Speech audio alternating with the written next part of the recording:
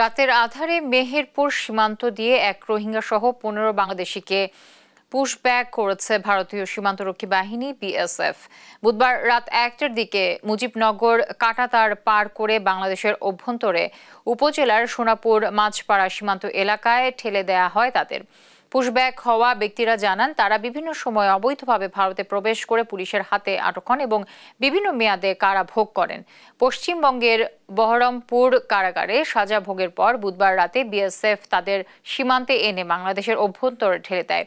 তবে এই বিষয়ে কোনো তথ্য জানাতে পারেনি মুজিবনগর ক্যাম্পের বিজিবি ও মুজিবনগর থানা পুলিশ।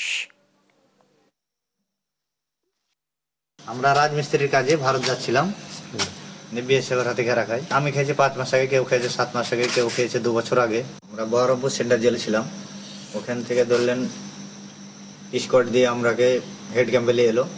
হেড ক্যাম্পে নিয়ে আসার পর তখন এতে গেট দিয়ে আমরাকে নিয়ে এসে ছাড়লো।